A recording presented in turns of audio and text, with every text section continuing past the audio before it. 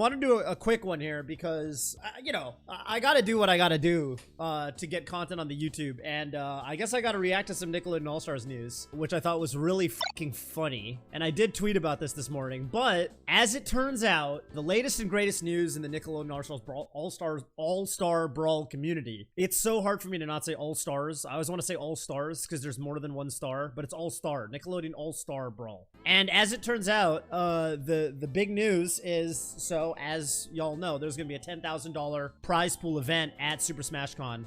But what you may not have realized is we've already banned a character. It's actually kind of fucking wild because if you look at the Super Smash Con Twitter page, there's no such news. All you see is the good news, which is $10,000 prize pool for Nickelodeon All-Star Brawl, which is really sick.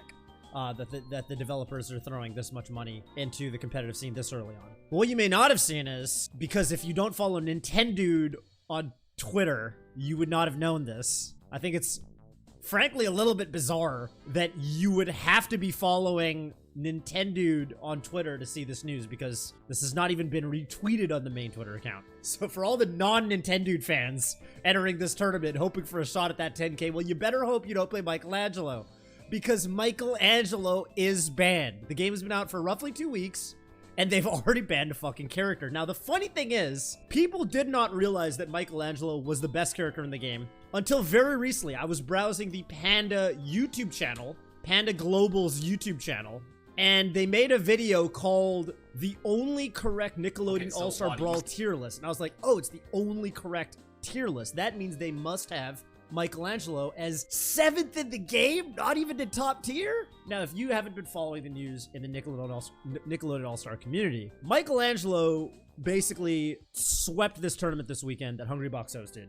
So this is already a completely outdated video.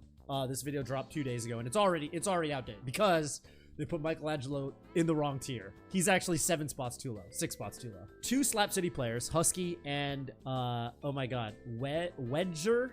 It's like W-E-G-E-R, Weeger. I don't know how to pronounce his name.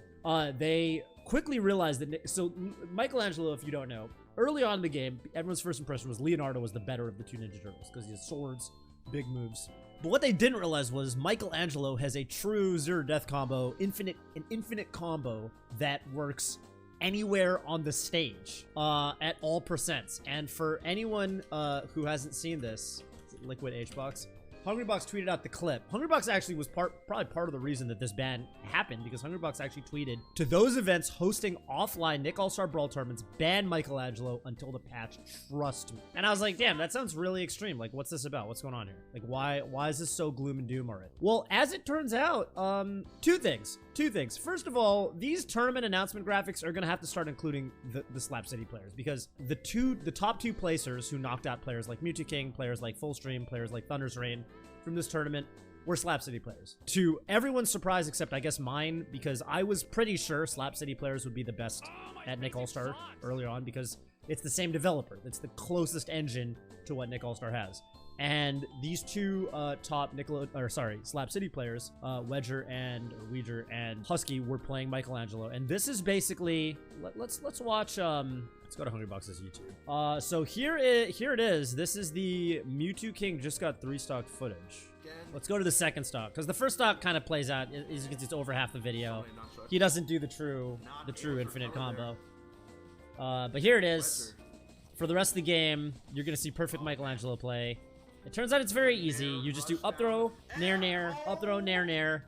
You carry them off the stage with more nairs, and then you combo the nair into a grab and you throw them off the side and they die. And it always works. As you can see, this was a grab in the middle of the stage at basically 0%.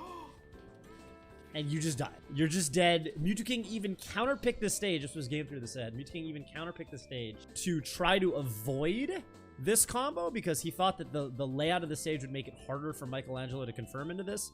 But it didn't help at all. And Mewtwo King got obliterated. I don't know. I just feel like it's, of any fighting game that I think I've ever seen, this is historical. This is the first time, this is the earliest in any fighting game that I think has ever come out to have any semblance of a competitive scene for a character to be banned. This is the, did M2K, yeah, M2K went Michelangelo first game of the set and lost, and then he went, or no, first game of the set and lost, then he went Michelangelo second game of the set and won barely. I think, and then he tried to go cat dog. I think that's how the set went. As you can see, Mew King did take a game. This is the earliest a character has ever been banned in any competitive fighting game ever. Ever.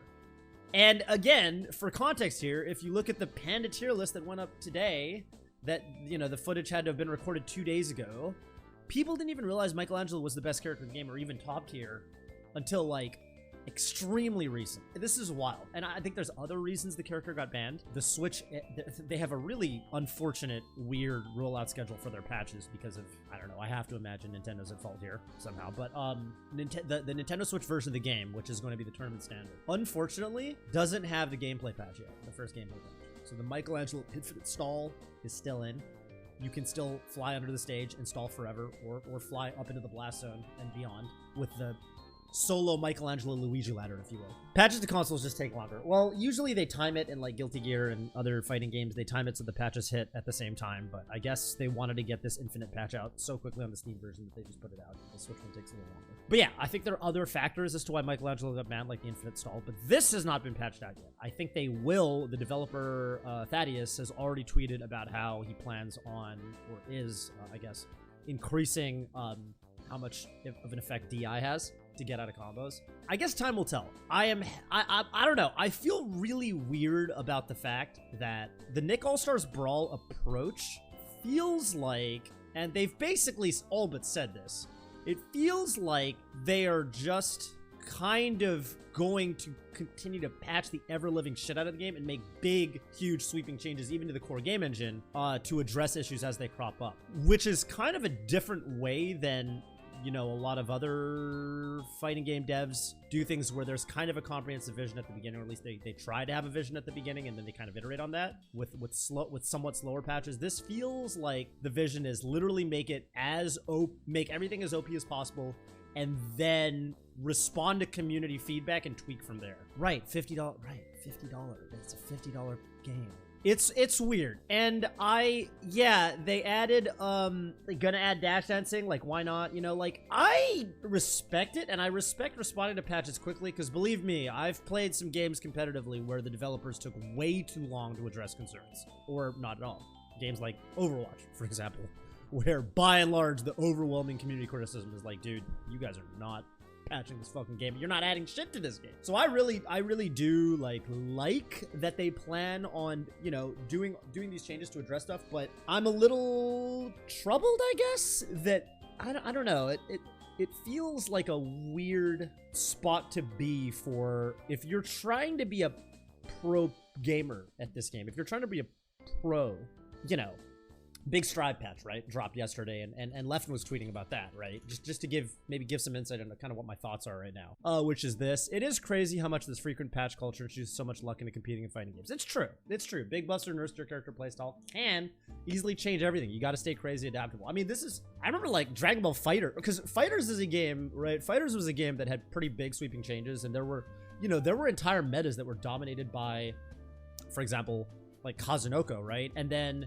there were patches that basically buffed and nerfed almost like individual players, where there was that big patch where, God, what were the changes? Like, Kazunoko was running everything for a while, and then, like, you know, Adult Gohan and some of the system mechanics got hit, and then suddenly, you know, Goichi was back on top, and it was just like, you know, that just kind of happens. Like, you can literally just get your whole playstyle nerfed out of being the top, right? Yeah, I mean, Melee, dude, I mean, that's why Melee's fucking dope. It's like, the fact that, like, because you could not get away with this kind of attitude back then, right? With Melee, like, if Melee was fucking broken, like, if wobbling, you know, wobbling was like, you know, okay, wobbling, people don't like wobbling, but like, you know, imagine it was like ever so slightly more broken. If Melee hung in such a crazy delicate balance and they could not patch it, right? Could not patch it. So like, the fact that, I don't know, we got so goddamn lucky. But yeah, I mean, a lot of respect for Thaddeus and the team over Ludosity, but you know, it's like, just with some of the, with the changes, it definitely feels like if you're a top player in this game, or if you're trying to become a top player, if you're trying to take advantage of that sweet prize money, you know, it's scary, like not knowing what techniques to invest in, what characters to invest in, right?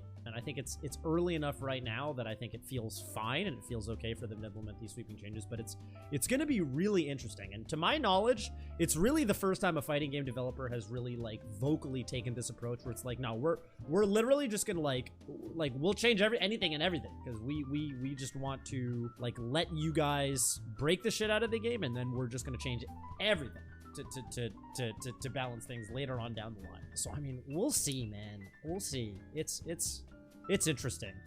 It's interesting. And you know, I think with the Super Smash Con ban, I think it's an interesting decision. I definitely think they could have got away with just banning the stall. I'm not actually that sold. I mean, I think people looked at the results of the Hungrybox tournament. This is maybe a hot take. People looked at the results of the Hungrybox tournament and were like, oh, Michelangelo is so broken that these two no-names, Husky and Ouija, made it to finals over the actual real top players, people like Mewtwo King, Plup, Thunder's Rain, and Fullstream, these players who, you know, but Husky and Ouija, forgive me if I'm mispronouncing your name, I have no idea how to pronounce W-E-G-E-R, but they're actual top Slap City players. So for me, I don't know, I feel like, you know, if it's just the results of one tournament that they're basically deciding, hey, we should ban this character Michelangelo, who's to say that they wouldn't have beaten some of these players anyway with some of the other top tiers? I mean, they're literally top Slap City players, and Slap City is the game that should be the closest to Nickelodeon All-Stars Brawl. I don't know. I'm a little bit surprised that they banned that character that fast.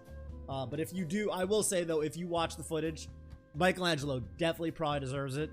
He is that busted. He is that busted.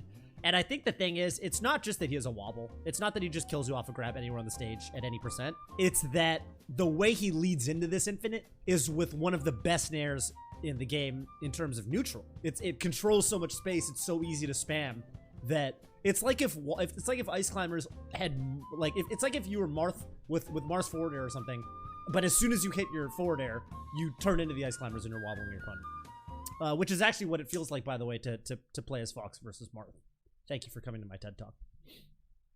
Just kidding. The thing is, I bet there are more of these wobbles the way DI works in the game. Yeah, I mean, so that's the nice thing is this is the change that I think a lot of people will be excited about, is just looks like they're buffing DI. I don't really know what he means by DI angle. Maybe I'm too small brain to know what this means, but it sounds like he's buffing DI, right? Which you need.